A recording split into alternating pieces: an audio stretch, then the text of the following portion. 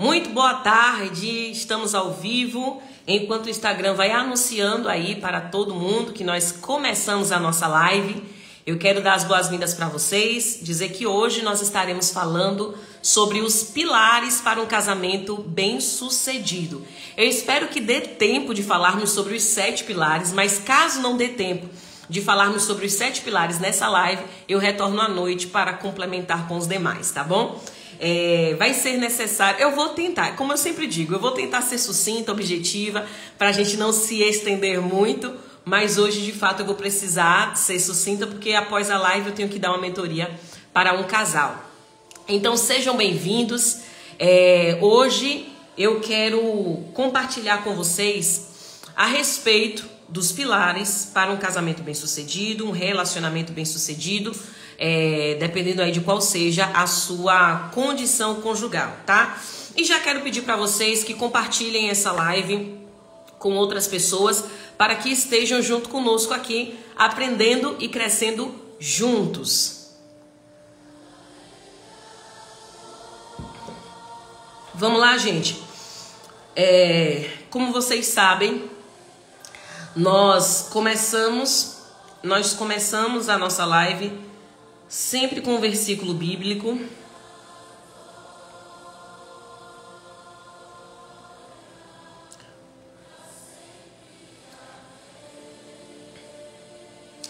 E hoje eu quero falar com vocês sobre Romanos 12.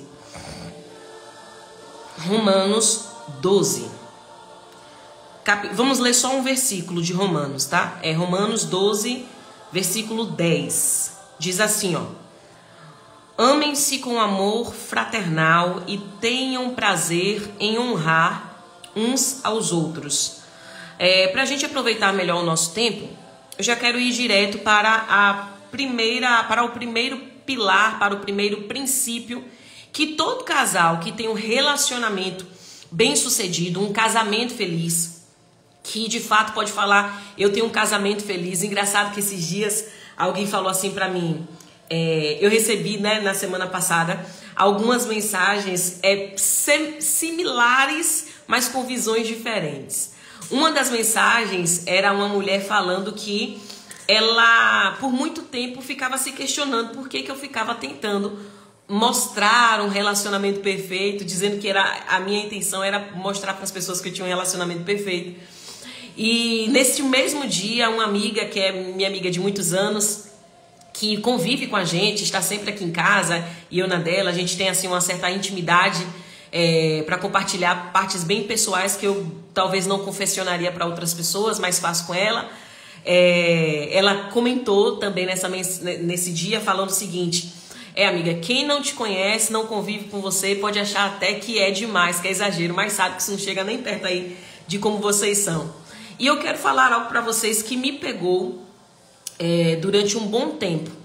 Teve muito tempo, mas não foi pouco não. Foram, eu acho que anos, em que eu ficava controlando, e eu não vou dizer que eu deixei de fazer isso hoje. Eu ainda percebo que eu faço um pouco mais leve, mais abrangente, mas ainda com certo controle. Eu sentia que eu tinha que ficar controlando as minhas aparições com o Dilson aqui no Instagram, as coisas que a gente vivia aqui em casa, o nosso relacionamento, como que a gente se relaciona. Eu ficava controlando inicialmente porque eu tinha um pensamento de, puxa, tem tanta gente que está passando por desafios no casamento, eu vou ficar mostrando meu casamento, essas coisas tão interessantes que acontecem com a gente, e isso pode dar ansiedade na pessoa. Isso foi lá no início, quando eu comecei aqui, né, no Instagram, e eu ficava com esse pensamento. Se eu mostrar como a gente vive, isso pode dar ansiedade em quem não está com um casamento desse jeito e vai acabar desanimando, então é melhor controlar para não mostrar. Depois isso evoluiu para ficar mais ou menos assim, ó, é melhor mesmo eu continuar não mostrando, eu continuar controlando isso. Por quê? Porque agora vai para um outro lado. Porque as pessoas, elas acham que na internet tudo é mentira. Então, se eu aparecer dessa forma, vão acreditar também que meu relacionamento é mentira. Então, é melhor eu nem aparecer.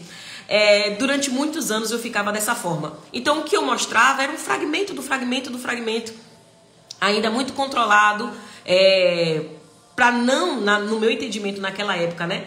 Para não despertar um anseio nas outras pessoas ou para não parecer que estava forçando alguma coisa. Então eu preferia preservar. Aí depois de um tempo, eu percebi que o buraco era mais embaixo. Algumas vezes eu resolvi mostrar coisas da rotina e aí o buraco era mais embaixo porque não era nem por despertar anseio nas pessoas, nem por outra questão, mas as pessoas começaram, algumas, eu sei que não a maioria, não muitas, mas um pequeno grupo de pessoas começaram a sentir-se ofendidos com o meu modo de viver no meu relacionamento. E quando eu percebi que aquelas pessoas estavam se sentindo ofendidas, eu percebi que o problema não era comigo e nem com o meu relacionamento, mas que o problema delas era: eu não vejo isso no meu dia a dia, eu não enxergo isso como uma possibilidade. O que eu vejo na internet são pessoas separando, divorciando, parecia que estava perfeito e de repente o casamento acabou, gente que parece ter um casamento bom, mas descobre que o marido está traindo, que a esposa está traindo. Então, quando eu comecei a mostrar coisas que eu fazia com meu marido, o que meu marido fazia comigo, nossa rotina, que é cotidiano, despertou a ira de algumas pessoas. Então elas ficavam enviando mensagens para mim, tentando me ofender, né? Mas isso, graças a Deus, eu aprendi lá atrás que quando você vive pelo elogio, você se abate com a crítica. Quando você vive muito prestando atenção na crítica, você não valoriza o elogio. O importante é que você não viva por nenhum dos dois, nem pela crítica, nem pelo elogio, porque a crítica é consequência, mas você sabe que não te pertence, porque é a glória de Deus, porque o elogio é uma consequência, mas não te pertence porque é a glória de Deus, mas a crítica também não te pertence porque não reflete o contexto geral da sua vida. Então, nem se envaidecer pelo elogio, nem se entristecer pela crítica. Só que me chamou a atenção ver aquilo e eu comecei a despertar um senso de responsabilidade. Esse filtro, ele tem frases, né? Eu não tinha observado, não. E aí eu comecei a perceber que tinha que ter um senso de responsabilidade, que o fato de não demonstrar, de não mostrar que é possível viver, estava convencendo as pessoas de que era impossível ter um relacionamento de fato feliz.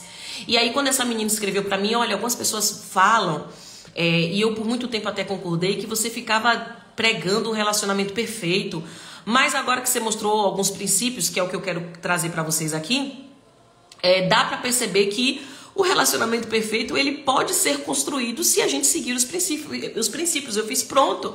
Não me pertence. Não pertence ao outro casal. O relacionamento perfeito ou aperfeiçoado, ele é um relacionamento que vive embaixo de princípios e preservando princípios.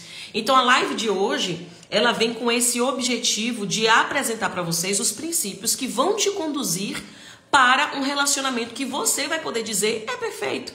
Né? É perfeito. O que é um relacionamento perfeito? É aquele que você é feliz. É aquele que existe confiança, é aquele que existe segurança, é aquele que existe projeção de futuro, é aquele que não tem mágoa, que não tem dor. Então é possível viver um relacionamento assim, que não tem brigas, que não tem ofensa? Veja, a máxima da minha vida é o seguinte: se alguém já vive isso, então eu posso viver também. Eu nunca penso assim: mas fulano vive porque é fulano. Como uma vez eu ouvi uma menina falar: mas você vive porque você é você. Fiz, e quem sou eu? Né? Eu vivo porque eu cumpro princípios. E se você cumprir os mesmos princípios, a minha realidade vai ser a sua. Vai ser dos seus filhos e assim sucessivamente a geração que virá após você. E o princípio, ele tem esse poder de te conduzir para resultados específicos que vai caracterizar ali um relacionamento aperfeiçoado ou perfeito, como alguns gostam de dizer. Eu gostaria de interagir com vocês nessa live de hoje para perguntar o seguinte: só quem já é casada, tá? Quem é casado e quem é casada.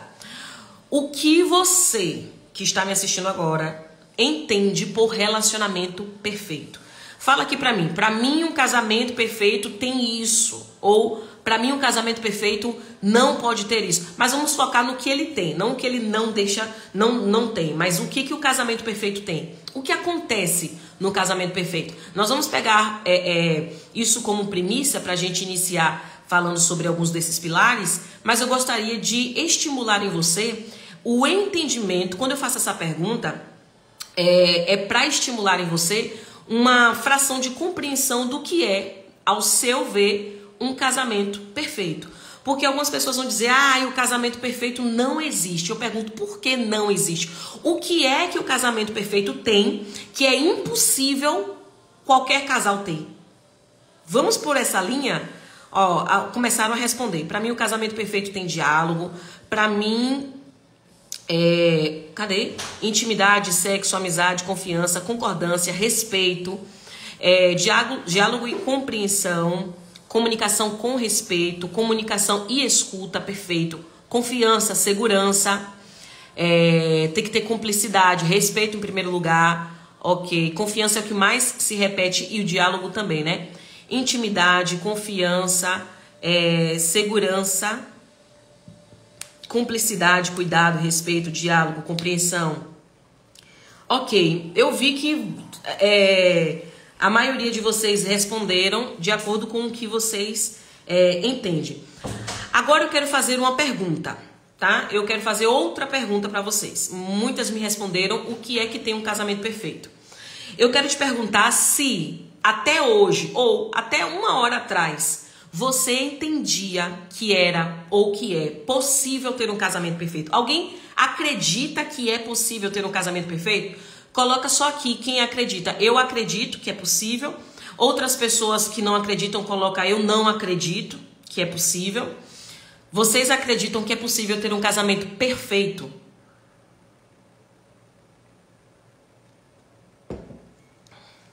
Ok, a maioria está respondendo que acredita que sim, com certeza, eu acredito que sim. É possível, perfeito. Até agora, eu ainda não vi nenhuma, não sei se vai aparecer alguém, mas até agora não li alguém dizendo que não acredita. Pronto, maravilha, é possível. Ok, então, pelo que eu percebi, pelo menos para quem... que maravilha, alguém escreveu assim, baseado no que eu acho que é um casamento perfeito, eu acredito que sim. Pronto, alguém falou que não acredita. Alguém falou, acho que perfeito, não. Ok. Algumas pessoas colocaram que não acredita e outras colocaram que acha que casamento perfeito não é possível. Eu quero dar uma notícia para todo mundo que respondeu e quem não respondeu, mas que respondeu mentalmente, né, sobre essa pergunta. Vamos partir do princípio que eu só vivo, por favor, se vocês puderem até anotar essa frase, anote. Eu só vivo aquilo que eu acredito ser possível. Eu quero te estimular a repetir com você, a escrever, anotar, o que for para você que fizer sentido, para isso ficar registrado contigo, tá? Eu só vivo aquilo que eu acredito ser possível. Vou fixar, alguém escreveu aqui. Então vamos lá. Se eu só vivo aquilo que eu acredito ser possível, é possível isso acontecer? Então se é possível acontecer, eu já tenho ali boa parte do caminho andado, né? É possível acontecer. Se eu começo dizendo não é possível um casamento perfeito, então eu tenho uma notícia para te dar. Essa não vai ser a sua realidade até que você mude a sua percepção a respeito dessas coisas. Então vamos lá, eu quero repetir com você aqui. Eu só vivo aquilo que eu acredito ser possível. É impossível eu viver algo que eu não acredito ser possível. Ok? Então veja bem, eu quero trazer esse nível de consciência de vocês antes de apresentar os pilares de um casamento bem-sucedido, e eu coloquei a frase bem-sucedido de propósito, porque meu desejo era colocar um casamento perfeito. Mas como eu sabia que a maioria iria olhar e fazer, que história é essa, né? Conversa jogada fora, negócio de casamento perfeito, isso não existe. Então eu quero que eu usei o termo bem-sucedido porque é o que mais se assemelha ao termo perfeito, mas ela deveria ser usada como... Deu uma travadinha aí, pessoal, por causa da internet, mas voltamos, graças a Deus. Então, vamos lá. Nós precisamos partir do princípio... Eu fiz toda essa introdução com vocês aqui, quase 15 minutos, fazendo essa introdução, pra gente chegar na via da prática e vocês entenderem que se eu cumprir isso aqui, então eu posso viver um relacionamento que eu vou chamar de relacionamento perfeito. Vocês me responderam, e eu tô amando que a live de hoje a gente tá trocando, né? Vocês vão falando, eu vou respondendo, enfim, tá muito gostoso a nossa dinâmica aqui, espero que continue assim até o final. Mas vocês me responderam o que vocês acham por ser características pertencentes a um casamento que possa ser considerado um casamento perfeito. Eu vi que a maioria de vocês responderam respeito, confiança, cumplicidade, né? Comunicação, teve muita gente respondendo comunicação. Agora eu quero que vocês sejam estimulados nesse sentido de o que é que um casamento considerado um casamento perfeito não pode ter. Aqui é o que não pode ter. A gente viu que tem, então a maioria de vocês responderam coisas que eu concordo. Intimidade, concordância, cumplicidade, comunicação, sexualidade, alguém escreveu também, respeito foi o que mais se repetiu aqui e eu concordo com tudo isso. Eu acho que um casamento considerado um casamento perfeito, ele tem tudo isso. Mas tão importante quanto entender o que um casamento perfeito tem, é eu entender o que um casamento perfeito não pode ter. Não pode ter. Eu gosto daquela passagem, que fala da dracma perdida, porque ela fala que no momento em que a mulher foi resgatar, restituir, restaurar a dracma que se perdeu, ela não foi direto buscar, procurar. Ela antes disso acendeu uma luz. Essa luz, ela representa uma clareza, abre um campo de visão antes de ir desesperadamente buscar coisas que você acredita que devem ser colocadas, que eu concordo que devem ser restituídas ou instaladas no casamento, mas antes disso eu preciso acender a luz, parar, né? Observar em minha volta o que está acontecendo aqui, como é que está a estrutura, porque eu tenho certeza que quando terminar essa live, eu tenho certeza, espero, né? Que quando a gente terminar essa live, vocês saiam daqui com o sentimento de eu quero buscar isso. Eu anotei tudo aqui, agora eu vou trazer tudo isso para dentro da minha casa. Só que mais importante do que trazer os princípios é retirar aquilo que não pode estar em um relacionamento.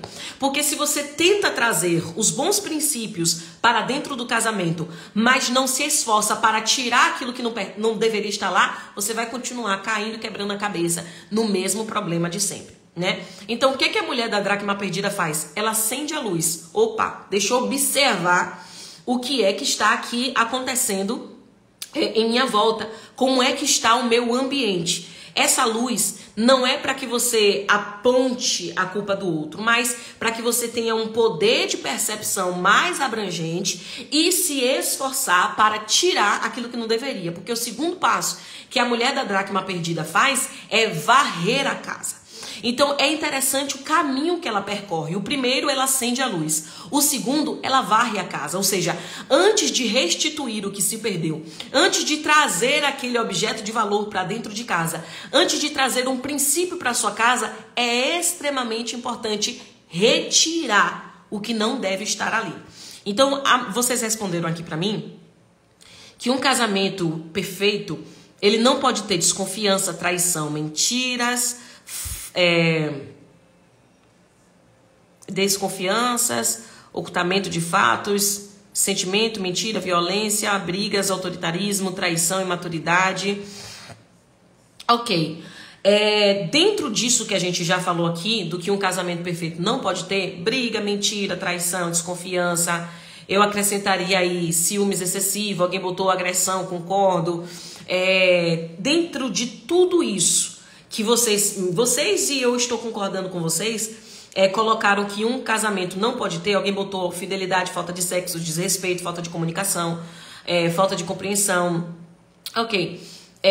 Dentro de tudo isso que vocês preencheram, se vocês desejarem mesmo sair dessa live fazendo diferente no seu casamento, então vocês vão pegar um papel aí onde vocês estão, anotar como puder, né?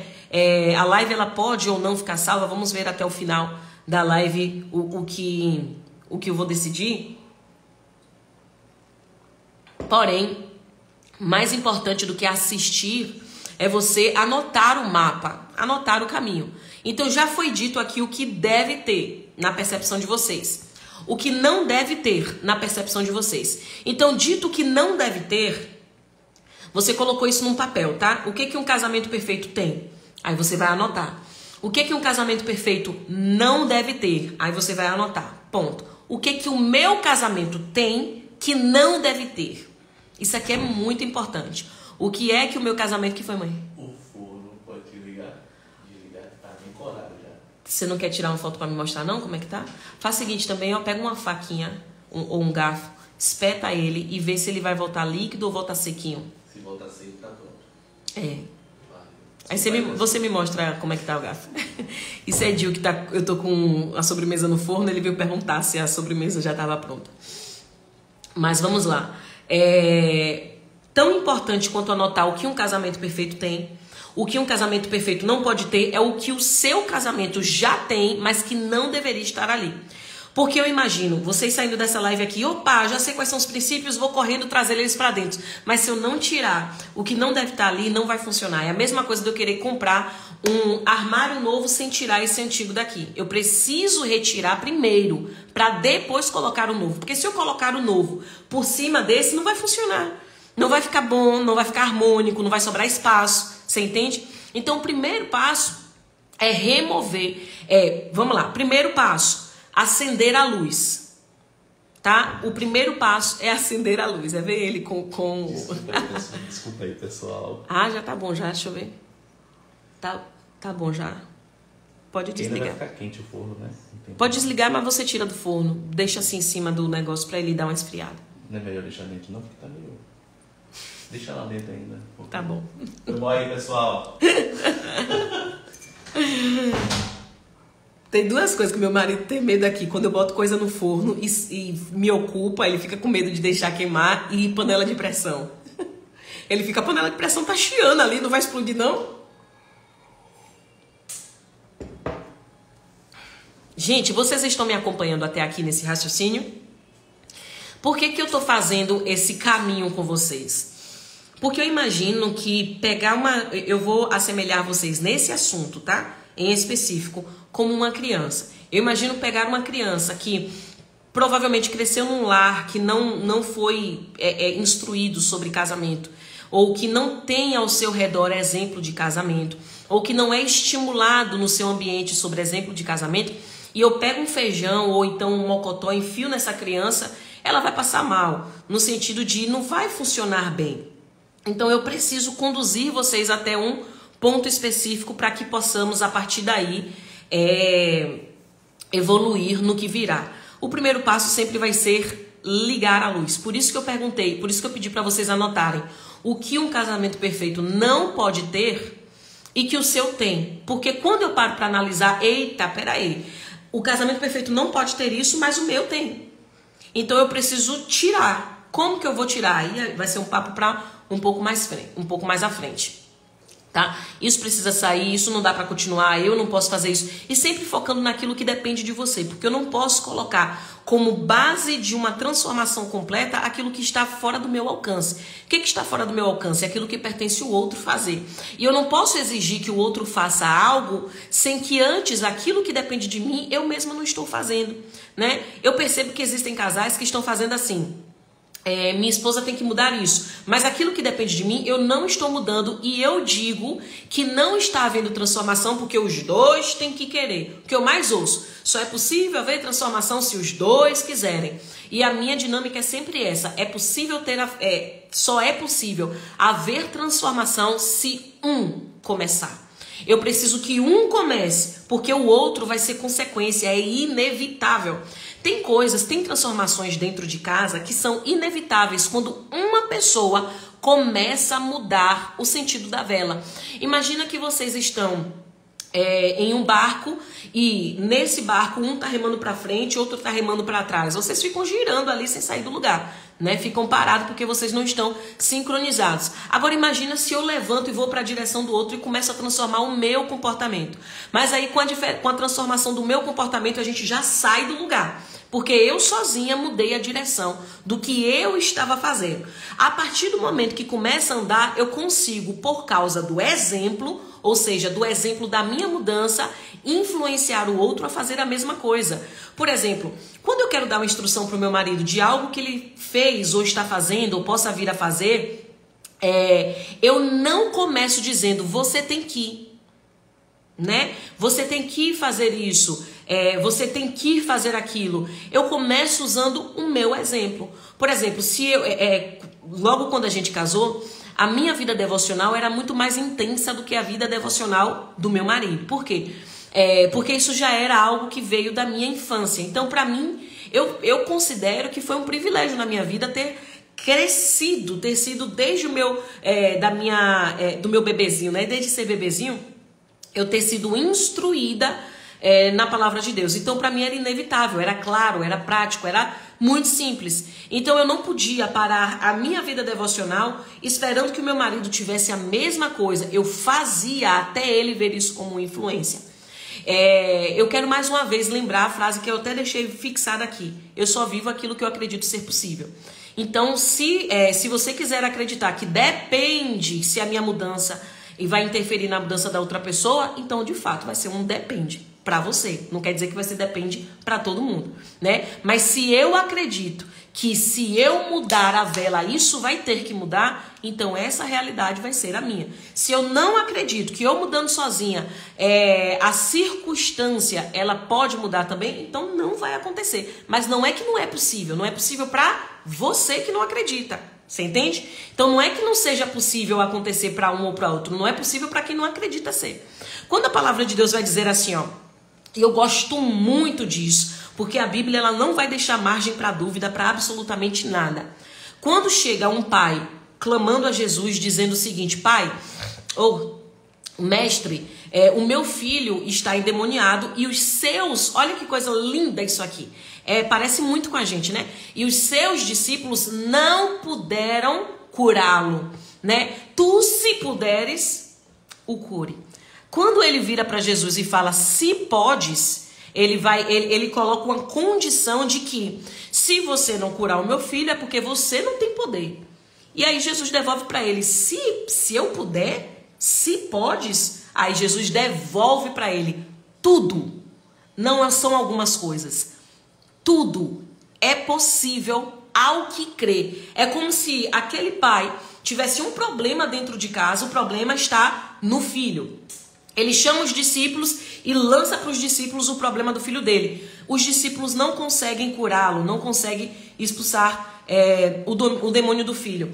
Aí ele volta para o mestre e fala assim, ó, teus discípulos não conseguiram. Ele já começa colocando ali um resultado da ausência do que ele vive. Oh meu Deus, se todo mundo parasse para prestar atenção nisso, entenderia a riqueza que está intrínseca nessa passagem. Aquele pai pega o resultado do que ele está vivendo na casa dele e vira para Jesus e diz assim, ó, os teus discípulos não puderam fazer. É como se ele falasse, você não está discipulando bem, você não ensinou direito ou nem tu pode fazer, né? É como se ele colocasse, ok, é difícil, mas fulano conseguiu, ciclano venceu, fulano avançou, mas o meu caso é mais difícil. É o que eu vejo a maioria, desculpa, mas nós mulheres, tá? Então vamos lá aqui, ó, de mãe para ou de mulher para mulher. A maioria de nós fazemos isso. A gente pega a nossa condição e fala assim, mas a minha é diferente. Mas a minha é mais difícil. Mas o meu marido é pior do que o dela. Mas o meu marido é mais difícil que o seu. Então observe, o que esse Senhor faz é a mesma coisa. Ele vira para Jesus e fala assim, os teus discípulos não conseguiram. Particularmente, graças a Deus que Jesus não é tão limitado quanto aliás, ele não tem limitações. Mas se eu escuto isso, eu iria trazer para o pessoal. Eu tenho uma equipe que trabalha comigo nos eventos, nos treinamentos que a gente realiza. Se alguém vira para mim e fala assim, ó, a tua equipe não tem uma vida espiritual digna de exemplo, a tua equipe, e joga para mim dizendo que a minha equipe, eu vou trazer para o pessoal.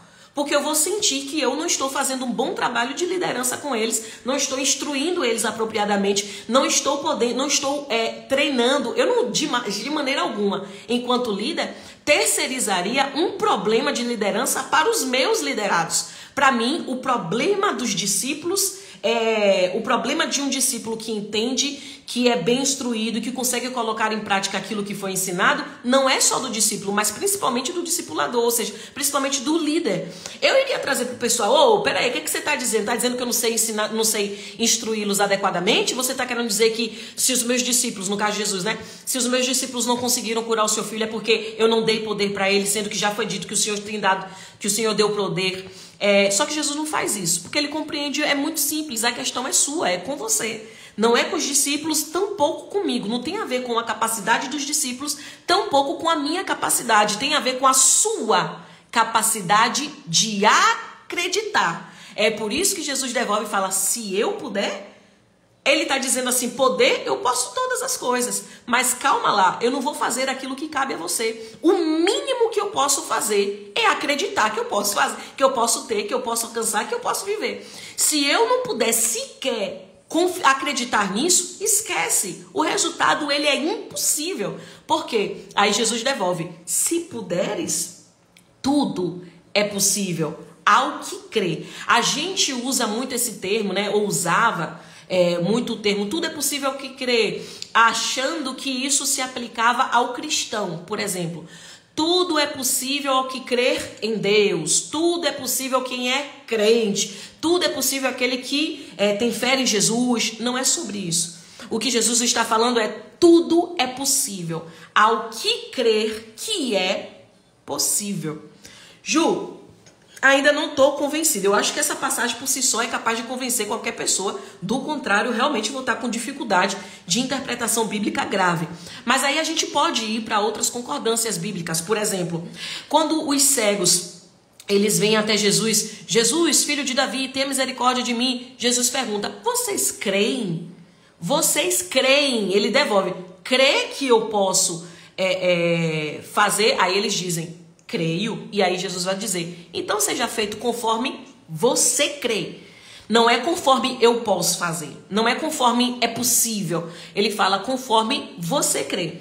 Por isso é muito importante, quando vocês ouvirem as instruções, e eu falo, gente, é possível sim uma pessoa começar, o outro virar. Eu não estou dizendo que é possível uma pessoa sozinha levar sozinha até o final. Eu estou dizendo que uma pessoa que começa sozinha, que ela muda todo o curso, ela arrasta o outro, influencia o outro para ir com ela. Do contrário, eu vou ter que dizer que a Bíblia é mentirosa, porque a própria palavra de Deus vai dizer, se uma mulher é casada com um homem que não obedece às Sagradas Escrituras, que ela ganhe ele através da sua postura sem nenhuma palavra, através do seu comportamento sem nenhuma palavra. Sabe o que a palavra está dizendo? Olha, se teu marido é turrão, não crê em Deus, não é temente ao Senhor, ou seja, está caminhando por um caminho completamente contrário, então, deixa eu te falar uma coisa, o seu comportamento, a sua transformação, a sua mudança de vida, a sua mudança de comportamento convencerá, influenciará o outro a ser transformado também. E eu, inclusive, tenho um testemunho sobre isso. Um testemunho na minha casa. Quando o meu pai não era cristão, meu pai era terrível. Meu pai era terrível. Tudo que ele fazia, o que ele era envolvido, era terrível. Mas quando a minha mãe aceitou a Jesus, ele relata, no dia que ele aceitou a Jesus, ele relata que as pessoas... ele tinha um entendimento sobre igreja, tinha um entendimento sobre cristão, que era completamente controverso, inclusive ele tinha raiva desse segmento da religião, enfim, da fé dos crentes. E tendo visto a mudança de comportamento da esposa, quando os amigos foram falar coisas das quais outrora ele concordava, ele passou a discordar naquele momento sob a seguinte prerrogativa. Ele diz, eu pensava como vocês, porém a minha esposa aceitou a Jesus. E ela, o comportamento dela, a transformação dela, o que ela faz, o que ela vive, é totalmente diferente daquilo que a gente acreditava. Ele volta para casa com essa convicção. A minha mãe pode pregar a palavra para ele e ali naquela sala de casa ele aceita Jesus. Por causa do quê, gente? Por causa do comportamento, porque é o que a palavra de Deus diz. Se a gente parar... Ontem eu saí para tomar um café com uma amiga e eu estava falando sobre isso com ela. Amiga, veja bem, nós precisamos conhecer a palavra para orarmos em cima da palavra. Nós precisamos ter conhecimento do que a Bíblia liberou pra gente, para que nós possamos acessar isso. Sabe o que eu gosto? Eu gosto quando a mulher ou o homem é retado e ouve as instruções, ouve a palavra de Deus, as instruções do casamento e fala assim, é assim, então eu quero viver isso. Porque é assim que eu faço, né? Isso é algo que eu faço. Quando eu olho acontecendo com alguém, eu falo, pode, eu vou para a palavra de Deus e tem concordância lá dentro, eu falo, então eu quero.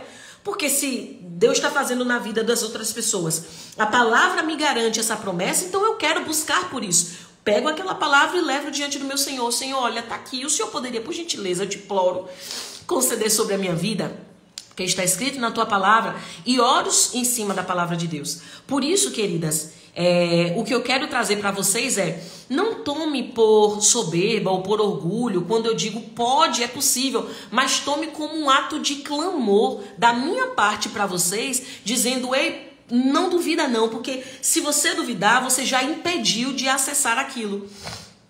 Se você duvidar, você já bloqueou o acesso para aquilo. Mamãe levou água aqui, Ju? Gil trouxe. Mamãe não veio aqui mais não, nunca mais. Tá metida, mamãe. Então, vamos lá. Partindo desse princípio, né, de que é possível, veja mais como um clamor de que, por favor, creia. Porque se você crer, você vai viver qualquer uma dessas promessas, tá? Gente, o princípio número 1. Que todo casamento bem-sucedido tem, por favor, anote aí. Todo casamento bem-sucedido existe. Temor, a palavra estava sumindo. Temor, submissão ao quê? Ao dono do casamento.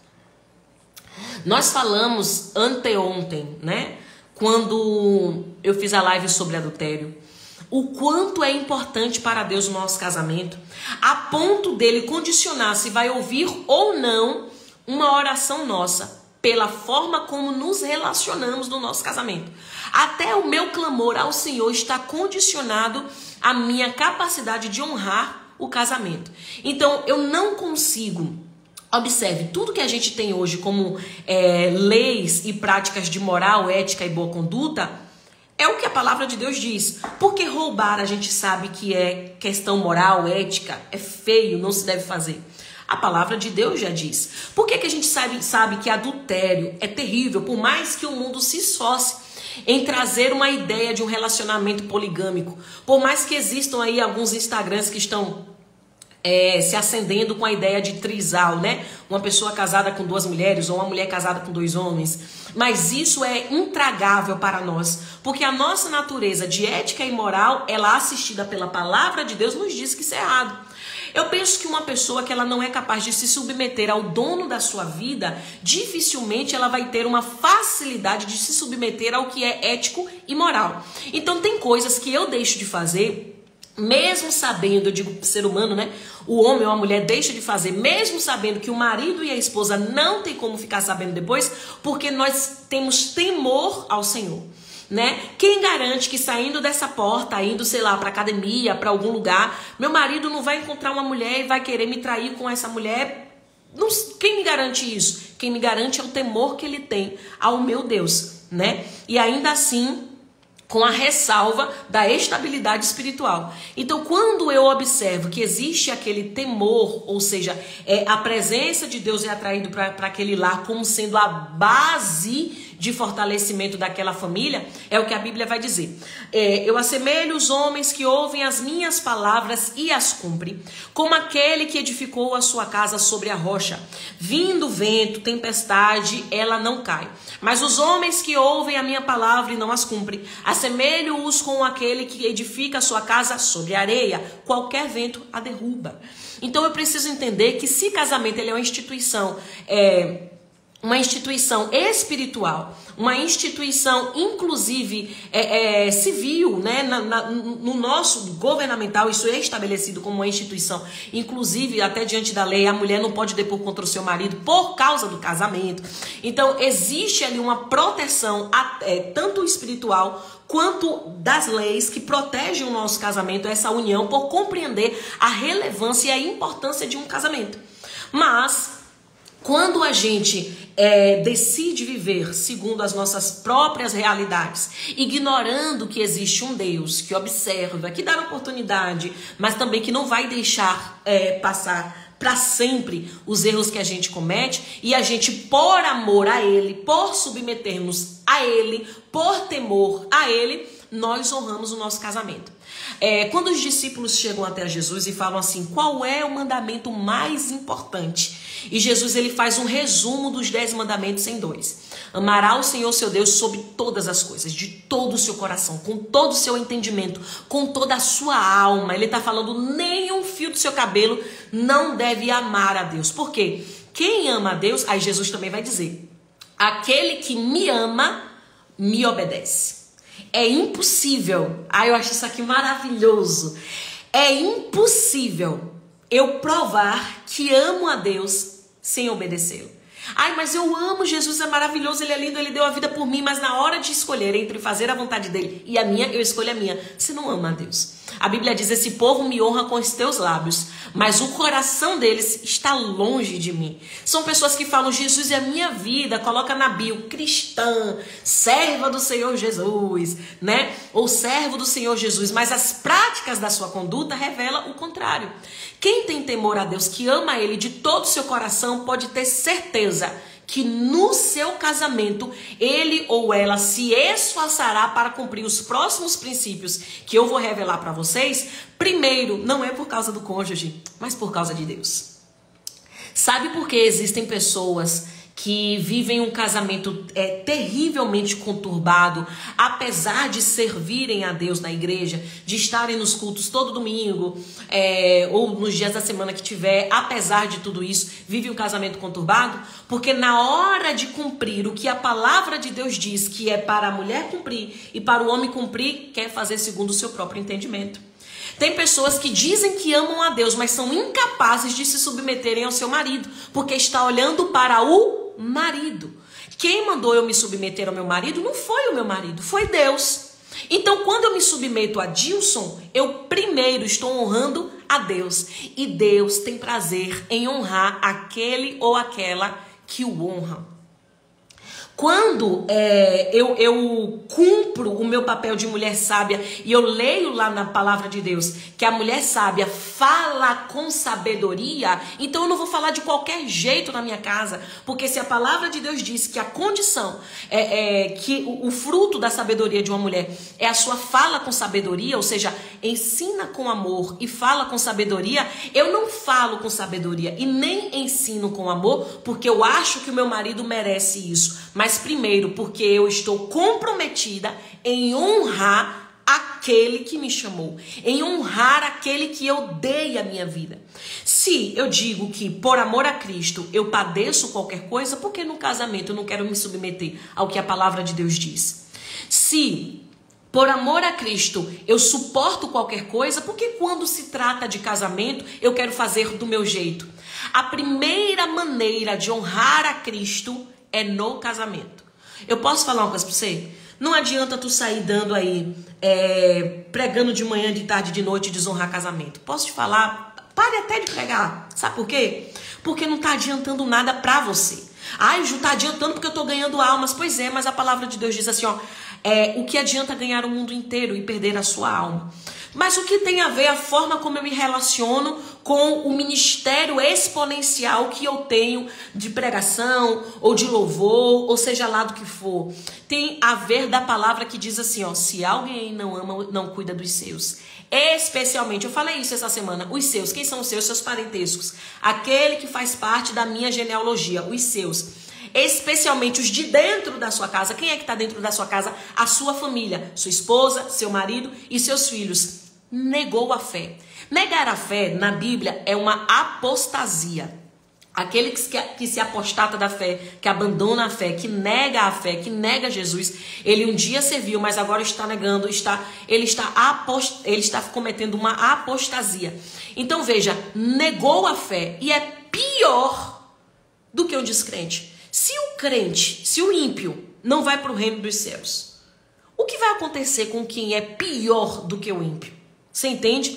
Logo, o que eu quero te dizer é, se você entender esse primeiro princípio, compreender que quando você faz no seu casamento é a sua forma de honrar a Deus, primeiro, você olha para Deus, você vai viver o que a palavra de Deus diz assim.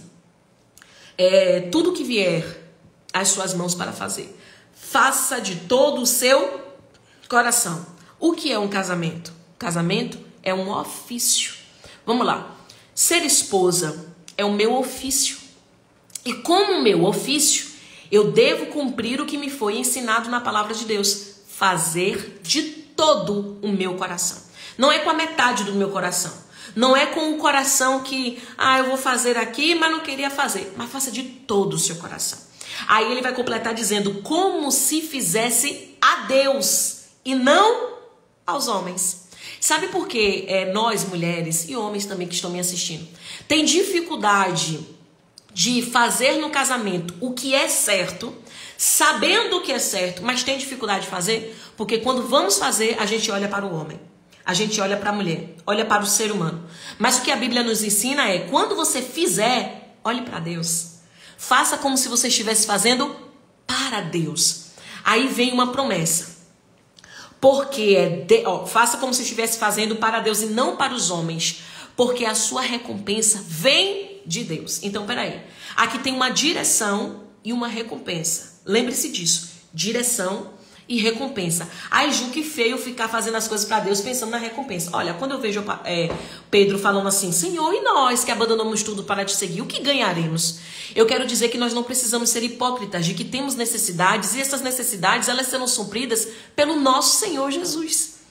Então, tem uma promessa ali dizendo que se eu fizer de todo o meu coração, com toda a minha dedicação, como se fizesse para Deus e não para os homens, porque é de Deus que vem a minha recompensa, eu posso levar essa palavra diante de Deus e falar, Jesus, eu posso te pedir como recompensa do que eu tenho feito na minha casa, pela minha família, a conversão do meu marido, a libertação do meu marido, a transformação do meu marido, porque está escrito na sua palavra que quem convence o homem do pecado é o Espírito Santo.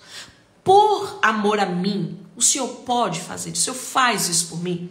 Você pode levar para aquele que é o seu recompensador. Mas se todas as vezes que eu for medir o meu comportamento na minha casa, pela ótica da minha justiça, pela ótica do que eu acho certo, pela ótica do que eu entendo que deveria ser, pode ter certeza que a gente vai falhar. Eu digo isso que como ser humano, às vezes dá vontade de fazer coisas que eu sei que o Senhor vai reprovar. Então eu submeto o meu entendimento de como deveria ser para agradar aquele a quem eu digo amar. Porque amar, gente, eu lembro que falei isso na segunda, repeti na terça-feira.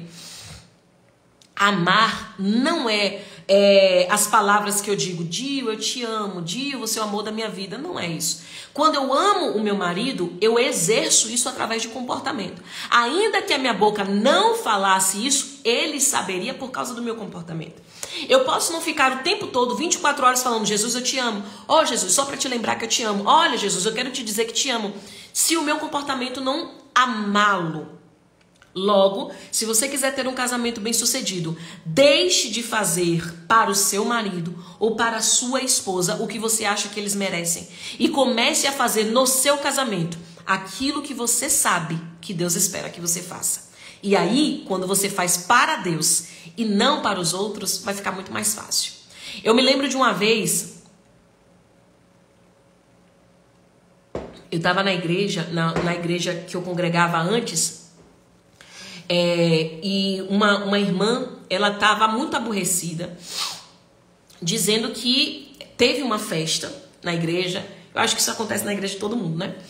Teve uma festa na igreja. Dessa festa na igreja, a pessoa que estava fazendo ali a dinâmica do culto, né? Que é Eita, me fugiu a palavra. O dirigente do culto falou o nome de todo mundo. Olha, quero agradecer a irmã fulano de tal, quero agradecer o irmão fulano de tal, que me ajudou isso, que me ajudou aquilo. E esqueceu de falar o nome dessa abençoada. A abençoada falou, eu não faço mais nada aqui, nenhum reconhecimento eu recebo, nenhum obrigado eu recebo. E aí ela disse que não iria mais contribuir com a igreja porque ela não tinha um reconhecimento. E aí quando eu sentei para ela, eu fiz assim, a gente precisa lembrar que se a gente vive de fazer as coisas esperando a recompensa apenas da terra, o apóstolo Paulo falou assim, ó, se a nossa esperança for apenas para as questões desta vida, nós somos os mais miseráveis entre os homens. Então, se a sua esperança de recompensa vier apenas para as pessoas da terra, você vai se frustrar. Porque a sua recompensa do que você fez pode não vir imediatamente da pessoa que recebeu, mas virá de alguma forma, porque quem garante isso é o Deus que recebeu aquilo que você fez genuinamente, pensando em o que Deus pensaria a respeito disso. Tendo dito isto, vamos seguir para o próximo pilar de um relacionamento bem sucedido. Anote isso: honra. É impossível você ter um relacionamento aperfeiçoado, perfeito, ou um casamento bem sucedido, se não houver honra. O que é honra, gente? Bom, vamos imaginar uma pessoa sem ser o seu marido, sem ser, eu falei o primeiro, se submeter a Deus. Segundo, honra. O que é honra? Me diga aí uma pessoa que você que está me assistindo, honra. Não pode ser seu marido nem sua esposa, tá? Outra pessoa, além. Eu honro fulano de tal. Eu honro não sei quem, meu líder, meu patrão, meus pais, meus irmãos. Quem é para você uma pessoa digna de honra a ponto de você preparar ambiente para esperar essa pessoa de honra, a ponto de você entrar em um movimento para demonstrar honra para essa pessoa, a ponto de você entender que aquela pessoa é uma pessoa digna da sua honra, né? De você às vezes até, não vou falar isso para não ofender porque eu honro essa pessoa, né? Então essa pessoa para você é digna de honra, tá? Vou falar Ju Mendes, né? Eu tô vendo vocês respondendo aí. Ju Mendes, além do meu marido, para mim, digno de honra são os meus pais, são os meus sogros, são os meus pastores. Deixa eu ver quem mais. Existe uma liderança que eu honro, não é minha liderança, mas eu honro aquela pessoa como alguém digno de honra. E como eu trato as pessoas que eu julgo ser digno de honra? Imagina que você acha que uma pessoa que é digno da sua honra aqui na terra seja o seu pastor, tá? Vamos levar para essa direção. Seja o seu pastor. Por honrar, alguém aqui acha que o pastor é digno de honra, o seu pastor? O seu líder sacerdotal, a sua liderança, a sua autoridade sacerdotal aqui na terra, que fala assim, meu pastor é digno de honra, da minha honra, para eu honrar ele. Com certeza. Sim, ok. Você recebe o seu pastor de qualquer jeito na sua casa? Ou imagina, quem que falou aqui que o pastor considera o pastor um homem honrado e que ela honra ou ele honra o seu pastor? Quem aqui recebe o pastor em casa sem a preocupação de arrumar o ambiente? Sem a preocupação de ter alguma coisa para servi-lo? Quem aqui recebe o seu pastor, que considera, só para quem considera, tem gente que tem pastor e nem honra o pastor, né? Eu não quero nem entrar nesse pormenores. Mas quem aqui recebe o pastor sem arrumar a casa? Sem pelo menos tomar um banho para ficar apresentável? Quem aqui honra o pastor sem... E quando vai receber, não prepararia nenhum cafezinho para ele? Ou daria para o pastor um café no copo de plástico, de qualquer jeito? Eu diria assim, pastor, vai lá na cozinha, prepare o café se o senhor quiser. Se tiver com sede, abra a geladeira e pegue. Faça. Eu acho difícil. Se a pessoa de fato honra, seja o pastor, seja os pais, eu acho difícil. Ou, estando muito brava, muito bravo, muito aborrecido. Eu honro meu pastor, mas eu tô tão bravo que eu vou dizer um bocado de coisa para ele, vou ofender ele, vou dizer tudo que eu penso sobre ele, eu vou dizer os desaforos para ele. Quem é que faria isso, apesar de estar chateado, apesar de estar triste, ou apesar de estar com raiva por alguma situação? Eu não conheço alguém que honra a sua liderança, por exemplo, e que mesmo chateado, iria ofender o seu pastor. Olha, pastor, eu acho que o senhor é um descarado. Eu acho que... Não faria isso. Só faz isso quem já não honra há muito tempo. Mas sabe o que eu percebo? Nós sabemos honrar. Nós sabemos respeitar. Nós sabemos calibrar o tom da nossa voz. Nós sabemos nos controlar. Nós sabemos. A gente só não escolhe fazer isso com o nosso cônjuge. Eu consigo honrar, por exemplo, o meu cliente que mais gera receita para minha empresa. Eu consigo honrar aquele cliente que não tem quem tem empresa, quem é empresário, tem aquele cliente que é terrível, ele compra tudo da sua empresa, é um bom pagador, é uma pessoa que você sabe até o nome, você sabe até o nome daquela pessoa, apesar de tantos clientes que você pode ter, por causa da entrega que ele dá. Aí você ficou chateado com alguma coisa, você vai tratar, você não trata de qualquer jeito. Você sabe falar, você sabe tratar, você sabe honrar. Você compreende isso? Por que você sabe honrar? Porque todos nós sabemos fazer isso. Só que nenhum de nós somos estimulados a fazer isso dentro de casa. Então, quando vai receber o marido, recebe de um jeito, ou a esposa recebe de um jeito que não receberia uma pessoa que se honra. Sinceramente, quem ainda preserva alguns comportamentos éticos, quando alguém que eu identifico ser digno de honra chega até a mim e eu estou sentada, eu me levanto para cumprimentar aquela pessoa, né? Quando eu estou em algum lugar e, por exemplo, uma pessoa que para mim é digna de honra, o meu avô, eu me levanto para cumprimentá-lo, né? Eu falo de jeito, eu penso no que vou falar, eu não falo qualquer coisa, eu penso em falar o que é necessário, mas não ofender. Logo, se eu trouxer essa lógica da honra para o casamento, olha que lindo que vai acontecer, aí haverá respeito. Eu nem preciso complementar dizendo um casamento bem-sucedido tem respeito, porque se houver honra dentro de casa, não haverá traição. Lembra que eu falei que o primeiro é se submeter a Deus e honrá-lo? Então você não vai trair se você tiver seu coração submetido a Deus. Mas se você, além de se submeter a Deus, ainda compreender o princípio de honra dentro de casa, você também não vai ofender, não vai machucar, não vai fazer qualquer coisa que saiba ser ruim para o outro, ou vou além, você não deixa de fazer o que você sabe que seria bom para o outro, que alegraria o outro, porque você deseja honrá-lo. Eu tenho uma amiga, a gente não é muito assim, né, muito próximo, inclusive nossa amizade se desenvolveu aqui na internet. Ela mandava direct pra mim, eu respondia os direct dela, e aí a gente se seguia, aí eu respondia, enfim, né? Começou assim.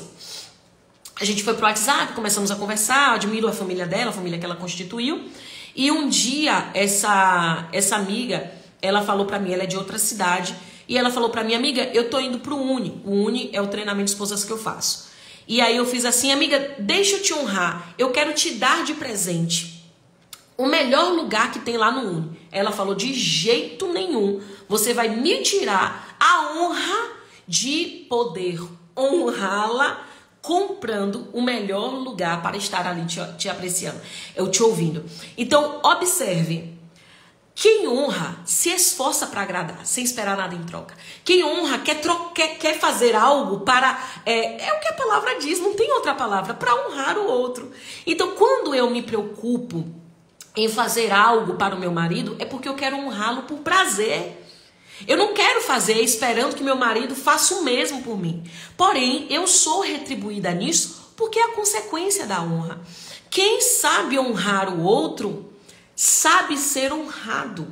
Quem sabe honrar o outro, quem faz ao outro, sabe receber também. Tanto que o princípio de honra aqui em casa, ele não é unilateral, ele é de mão dupla. Por quê? Ao honrá-lo, eu ensino para ele a fazer comigo o que eu espero que ele faça. Então, o que eu vejo?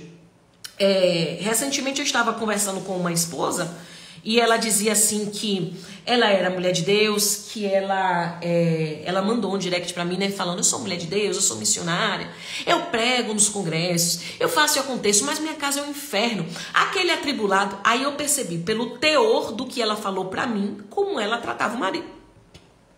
Aquele atribulado só vive na rua, só vive no bar, ele não me honra. E isso, e começou a falar, e eu fiz assim: amiga, deixa eu te dizer uma coisa. Se pra mim você tá ofendendo o seu marido desse jeito, imagino o que você não fala para o seu marido. Mas é claro, porque um homem como esse tem que ouvir umas verdades. Eu fiz: não é assim que funciona. A sua palavra, ela é uma fonte de vida e de morte. O que você libera sobre o seu casamento, o que você libera sobre a sua família, o que você libera sobre a sua casa é o que você profetiza e viverá. Não adianta xingar, ofender, maltratar, achando que isso vai despertar a outra pessoa para, de repente, no meio das suas crises, de grito, de ofensa, de choro, de desespero, a pessoa vai fazer: é mesmo? Como eu não tinha pensado que eu tenho que parar de fazer isso? Não existe, nem tu mudaria desse jeito. Me explica quem é que se sentiria estimulado ou estimulada a mudar na base da ofensa. Ninguém, gente. Você pode estar fazendo o que é errado, mas se você for ofendido, xingado, gritado ou até ameaçado por causa do que você fez, o seu primeiro instinto é se defender. Ou, que é o que todo mundo vai fazer, se defender e devolver. Ou seja, digamos, saí para fazer alguma coisa, fui em outro lugar, cheguei em casa meia-noite e não dei satisfação pro meu marido. Aí meu marido me espera gritando: você não tá agindo como uma mulher casada. Aí começa a me xingar: você é mulher X, você é uma mulher assim, você é uma safada, enfim, não sei, todo tipo de xingamento que se possa liberar dentro de casa. Onde que eu vou ouvir isso e vou fazer: é verdade, eu não devia chegar tarde em casa. Gente, isso não tem cabimento. Nem quem é certo, fazendo um deslize ali, cometer um erro, vai pensar em mudar, ouvir ou atender a direção de alguém que trata daquele jeito. Eu acredito que a primeira reação do ser humano é: oxe, me respeite. Eu não sou isso não, mas deixa eu te dizer, quem é isso é você. Aí começa a devolver. Aí fica aquela troca, aí fica aquela farpa. Então não me diga que não é possível seu marido te honrar se você não sabe honrar primeiro. É difícil honrar o marido que não honra a esposa. Claro que é difícil, ele não está sendo ensinado. Ou vice-versa. É difícil honrar uma esposa que não honra o marido. Claro que é difícil. Não está sendo ensinado, nenhum dos dois estão fazendo. Está dizendo que é difícil ser feito porque o outro não faz. Não vai sair do lugar. Gente, eu sei que não é simples. Não estou dizendo que é simples. Eu estou dizendo que é possível. Mas é difícil. E desde quando algo de valor se constitui sem dificuldade? Sabe o que é difícil para mim, para Ju Mendes? Perder peso é difícil. Sabe o que é difícil? Porque eu amo doce.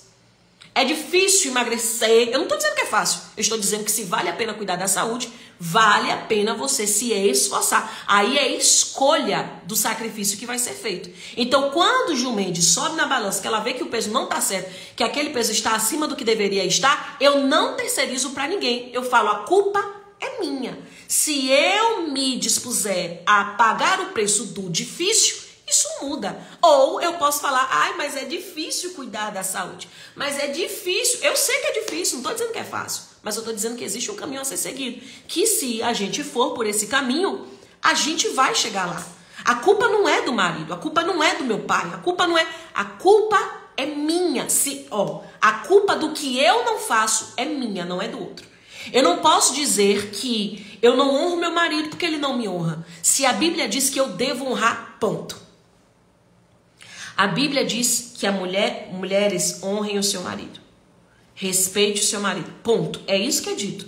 Não é dito: honre se você quiser. Honre se você entender que deve honrar. Honre se o seu marido for bonzinho. Ele fala: honre se você tiver um marido. Se tem, já é princípio de honrar. Já é passivo de honrar. É ponto. E maridos, a mesma coisa. E para o homem que está me assistindo aí, para vocês homens, é ainda mais pesado do que para as mulheres. E eu te explico por quê. Porque sobre o homem existe o peso da responsabilidade. A Bíblia diz, a quem muito é dado, muito é cobrado. Então, o homem, quando ele foi constituído como líder da casa dele, ele tem sob ele a responsabilidade da sobrevivência da família. Para o homem, ainda mais difícil do que a mulher. Não sei se tem homem. Se tiver homem, você fala aí, tem leão aqui, para eu saber se tem homem me assistindo. Mas para o homem é ainda mais difícil. Ou seja, mais pesado, mais desafiador. Eu imagino que em algum momento Jesus vai vir cobrar para a gente contas daquilo que ele nos confiou. Por exemplo, um dia Jesus vai falar para mim, apresente as suas mãos. Aí eu vou apresentar as minhas mãos. O que haverá nela? Tudo que ele me confiou. Eu te confiei um ministério de missões. Você executou? Ai, Senhor, eu tive filho, não deu não. Ok. Eu te confiei um casamento. E a mulher sabe edifica a casa. Você edificou? Ô, Senhor, é porque aquele homem não prestava, não. Entendi.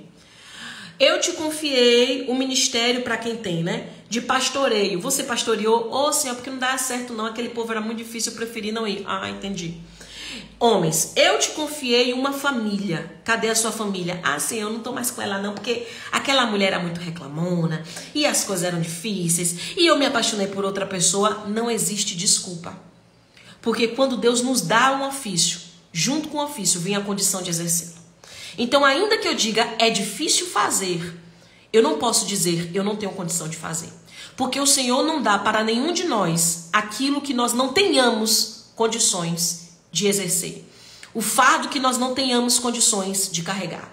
Então, quando eu falo para o Senhor, eu não faço porque é difícil, é como se eu falasse para ele, o Senhor me deu algo do qual eu não tenho capacidade de fazer. E Deus não faz isso. Porque a palavra de Deus diz, a cada um deu conforme as suas forças. Conforme as suas forças. Então vai ter gente que vai ter mais responsabilidades do que Ju Mendes. Por quê? Porque tem mais força do que eu. Mas as responsabilidades que foram dadas a Ju Mendes não excede as forças dela. Portanto, mulher, aquilo que foi lhe confiado não é pesado demais para você. Porque Jesus jamais deixaria acontecer com você aquilo que você não tem capacidade de fazer, de carregar, de executar. Você pode não ter vontade, não ter aceitação, mas força você tem. Todas nós temos. Tá difícil aqui em casa. Faz igual a mulher da dracma perdida. Acende a luz. Tira. Varrer a casa não é simples. Precisa de força. Precisa de movimento. Precisa estar em movimento. Ficar parado não resolve. Tem pessoas que me assistem há anos. Eu tô aqui, nem lembro quando foi que eu comecei. Acho que eu comecei aqui na internet em 2018. Isso tem o quê? 6 anos, né? Tem gente que me segue de 2018. Assiste tudo que eu falo. Assiste daqui, tem gente que eu sei o nome. Porque de tão antiga, na época que eram poucos seguidores, eu reconhecia, sabia o nome, era fácil de identificar. Que eu sei o nome. Mas que até hoje se queixa de coisas que lá em 2018 era a mesma queixa. E eu já falei pra gente assim, eu não sei mais o que te dizer. Porque tudo que eu te disse é o que resolve o seu problema. Mas vou fazer uma comparação. A doença não sai com a receita do médico. A doença sai quando o paciente pega a receita, vai na farmácia, compra o remédio, toma o remédio conforme foi orientado. Durante o tempo que foi orientado, aí ele vê a saúde sendo recuperada. Eu não posso te dar uma receita, 2 receitas, 3 receitas, 20 receitas, você não se esforçar para tomá-las e dizer que o problema está na receita. Não tem como. Agora, eu também não tenho como apresentar uma receita fácil, porque ela não existe. Fácil se torna conforme a repetição acontece. Então, porque hoje é fácil levar um casamento dessa maneira? Porque hoje é fácil. E aí vem, por que se tornou fácil para mim, para outras pessoas? Por causa da repetição. E porque o meu cérebro tem uma programação de registrar o que é repetitivo para tornar aquilo automático e poupar a minha energia. O que significa isso, Ju? É a sinapse neural, a repetição do comportamento. De tanto fazer, para mim se tornou automático. Então, quando eu vou lá pela manhã, acordo, escovo os meus dentes, lavo meu rosto, eu não faço isso porque eu pensei, eu preciso fazer isso. Eu vou no automático, porque eu faço isso há anos. Levanto-me da minha cama, vou até o meu banheiro, escovo os meus dentes, lavo meu rosto, eu faço isso no automático. De tanto fazer, é automático. Servir o café da manhã do meu marido, eu não faço porque eu estou pensando, ele vai me agradecer, vai me dar presente, vai me levar para sair, nada disso. Eu faço isso porque já está no automático. E quando eu estou cansada, o que eu faço? Ah, Deus, contempla o meu cansaço. Eu faço porque te amo. Obrigado pela família que o Senhor me deu. Eu espero que esteja te agradando com a forma como eu estou cuidando da minha família. E nas minhas orações eu pergunto, o Senhor está feliz com o que eu tenho feito? O Senhor está se agradando com a forma como eu cuido da minha casa? O Senhor está contente, satisfeito? O Senhor está tendo prazer em mim? Você entende? Hoje, tem pessoas que não conseguem fazer essa oração porque elas já sabem a resposta.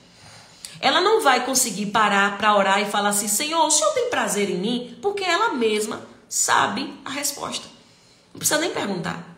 Mas seria bom que a gente fizesse, porque de repente, uma sacudida do Senhor nos tira, né, do ponto de inércia. Mas saiba que nada do que eu deixo de fazer, que é meu papel cumprir, vai poder ser justificado pela ausência do cumprimento da outra pessoa. Não fiz porque não fizeram. Não honrei porque não me honraram. Não dá para fazer isso. A Bíblia diz assim, ó. Honre a sua... Não existe autoridade na terra que não tenha sido constituída pelo Senhor. E que nós devemos nos submeter à nossa autoridade. Tudo que a gente faz é porque a gente acha que é certo? Eu vou contar para vocês. Ontem eu estava numa reunião falando sobre pagamento de imposto. Eu fiquei morrendo de raiva. Quando eu tenho que fazer reunião para falar sobre pagamento de imposto, isso me irrita. Porque eu acho injusto.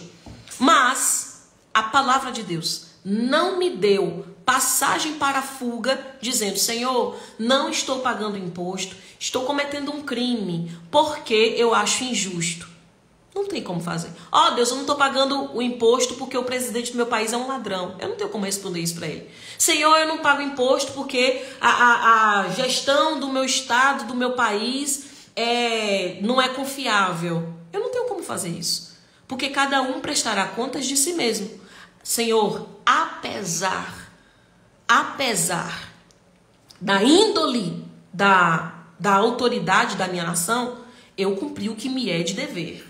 Apesar de saber que eles não usam apropriadamente, eu cumpri o meu dever. Porque o Senhor não me disse dê o que é justo, o Senhor me disse dê a César o que é de César. E não é segundo a minha justiça, é segundo o que é estabelecido. Portanto, casamento não é segundo a minha justiça, é segundo o que é estabelecido pela palavra de Deus. Isso está ficando claro para vocês? Eu vou falar o terceiro princípio, mas como a live ficou longa, eu volto à noite e falo os outros 4. Tá? A gente falou já sobre submeter a Deus. A gente falou sobre honrar o casamento, honrar a família. E o terceiro é priorizar. Honre a Deus, honre a família, priorize o casamento. Olha que interessante. Eu estou falando priorize o casamento. Olha, repete isso comigo. Priorize o casamento.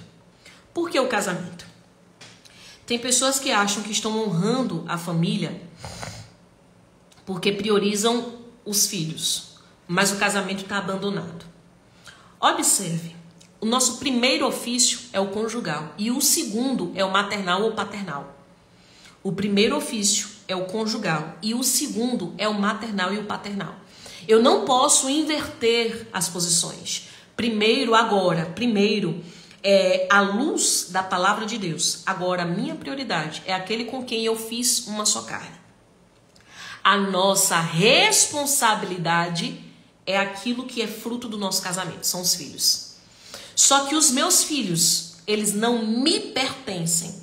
Eles são do Senhor e eu preciso criá-los para o Senhor. A Bíblia vai dizer: desta união, diz o Senhor, eu espero filhos dedicados a mim. Então, quando eu tenho filhos, os filhos não são meus.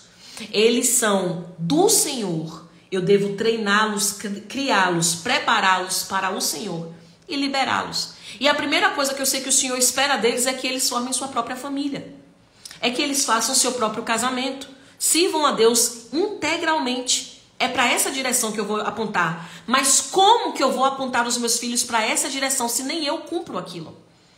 Me explica como que eu vou ensinar para os meus filhos honrar o marido, honrar a mãe. Como que eu vou virar para o meu filho e falar: Heitor, seja um marido honrado, se ele olhar para o pai e não ver isso?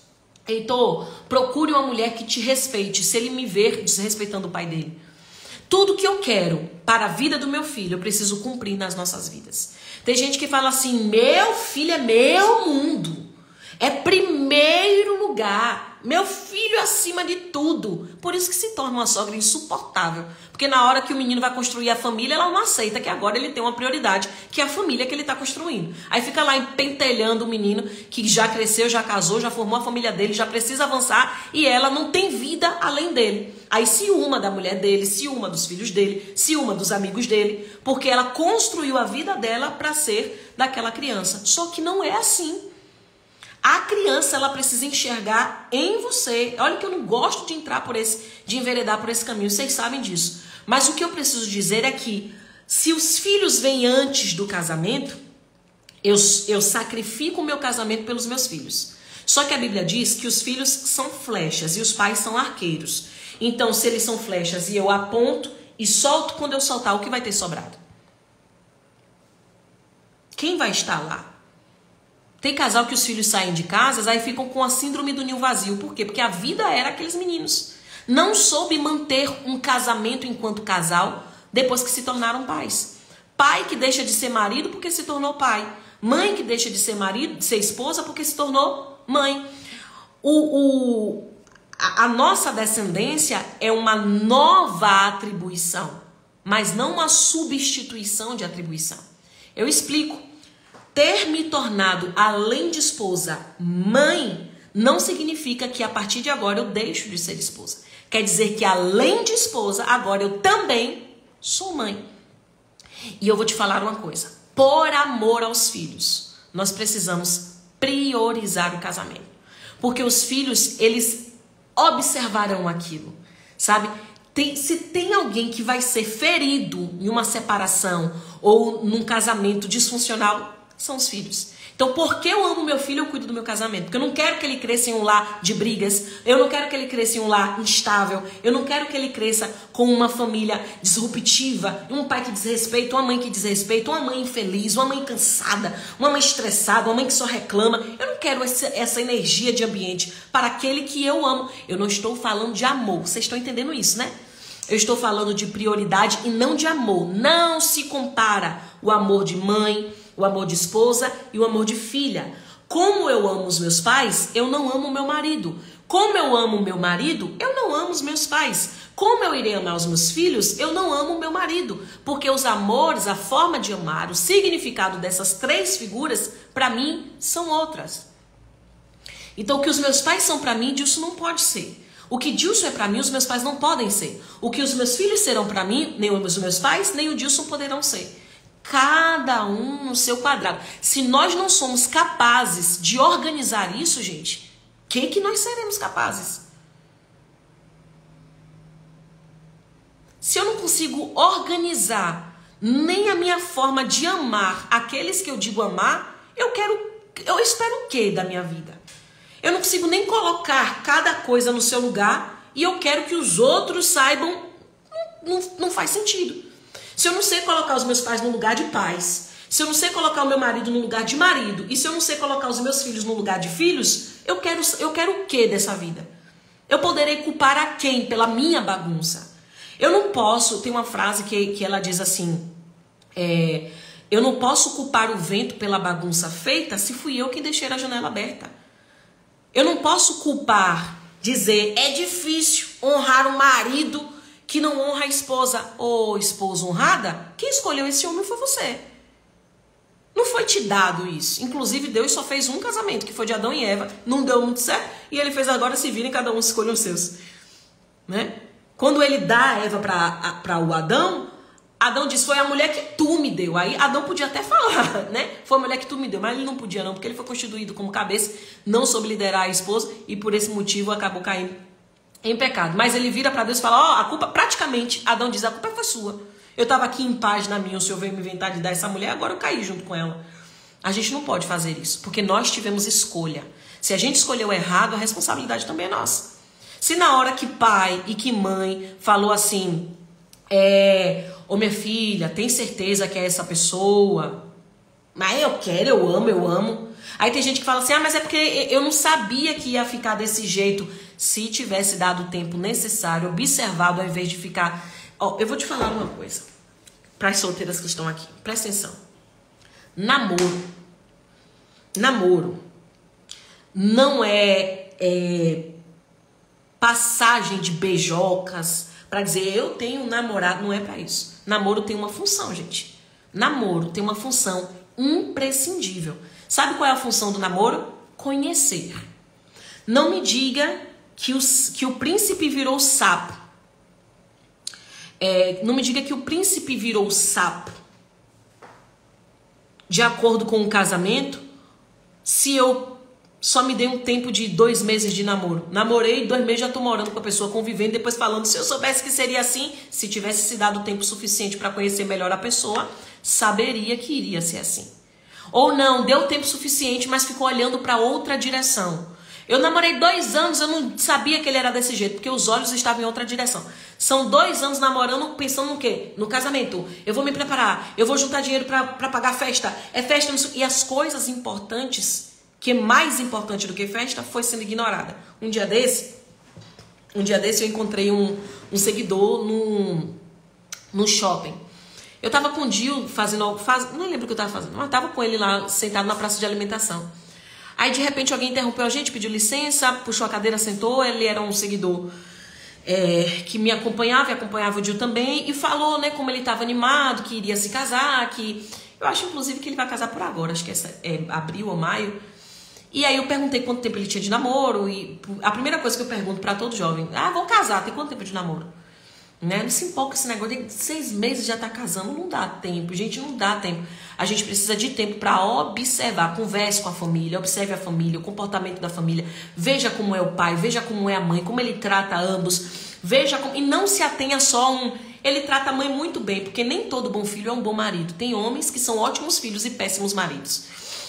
Mas todo bom marido, ele também será um bom filho, mas nem todo bom filho será um bom marido. Eu preciso que você entenda essa ordem aí. Então, senta, conversa, investiga, né? Observe os namoros passados, por que terminou. Aí vem uma moça que tá casada com um homem que tá no 3º casamento e tá reclamando do... Eu falo, minha amiga, se ele tá no 3º casamento, já tem um indício aí.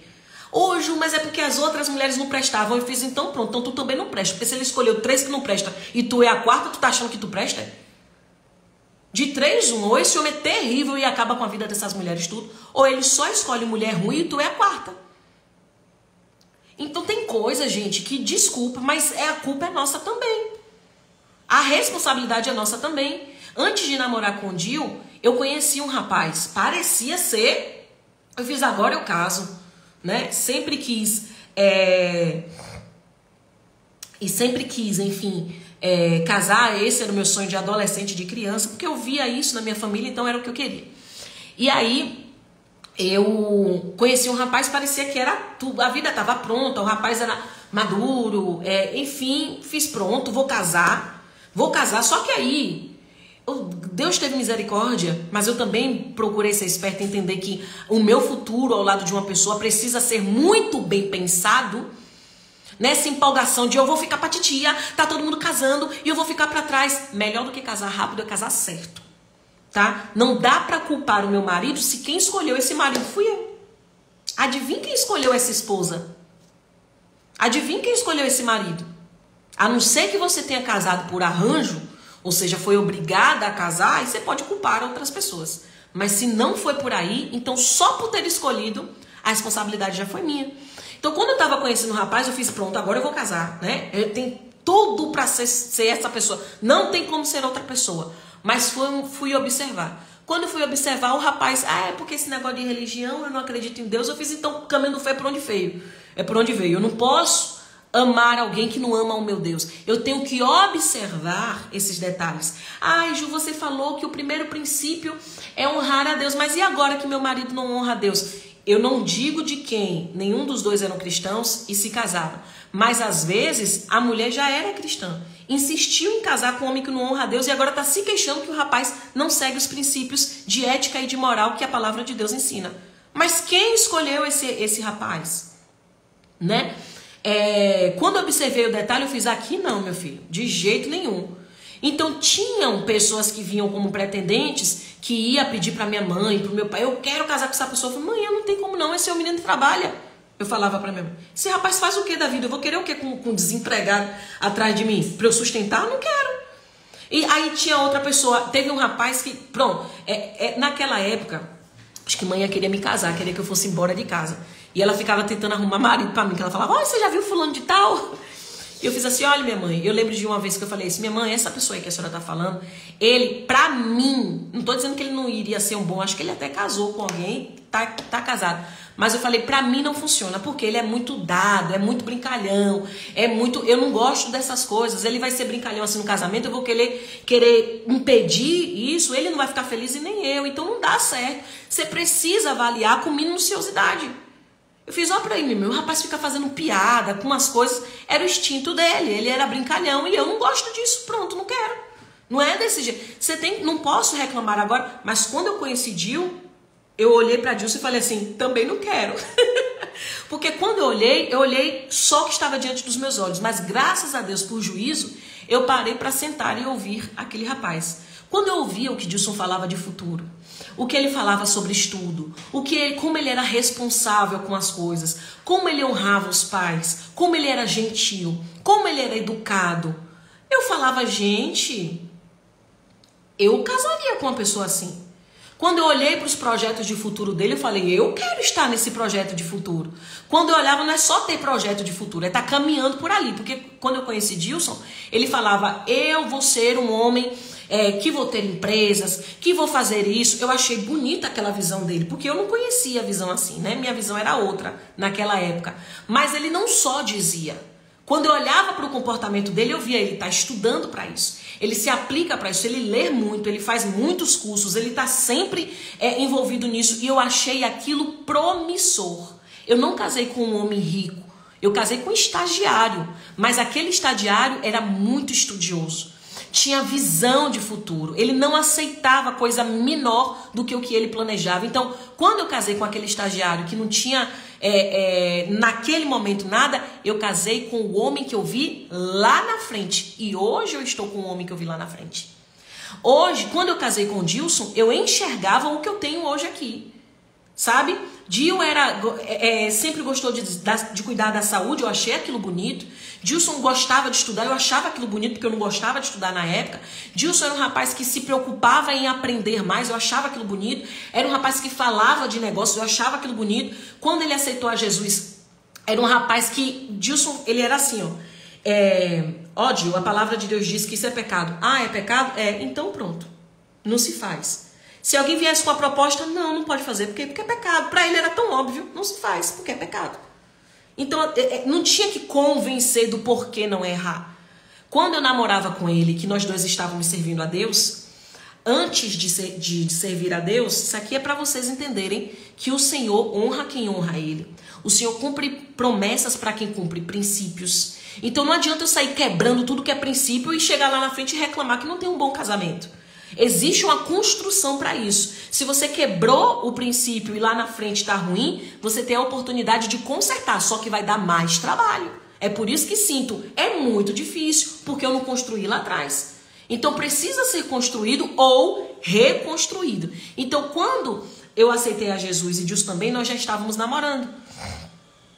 E a gente tinha uma vida de sexualidade ativa, nós dois já tínhamos intimidade antes de casar, até aceitar Jesus. Quando a gente aceitou a Jesus, acabou aqui. Né? É pecado, não pode, só depois do casamento.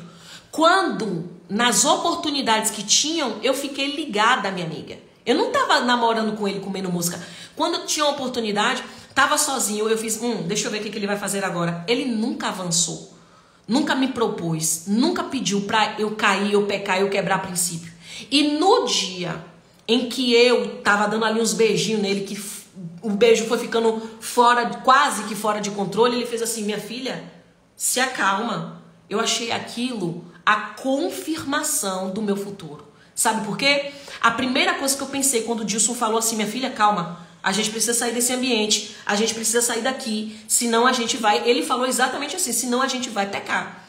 E aí a gente sai, vai orar, vai para outro ambiente para poder honrar a Deus. Sabe o que foi que eu fiz? Se este homem é capaz de resistir à mulher que ele ama para honrar a Deus, este homem será capaz de resistir outras mulheres no casamento para honrar a mim.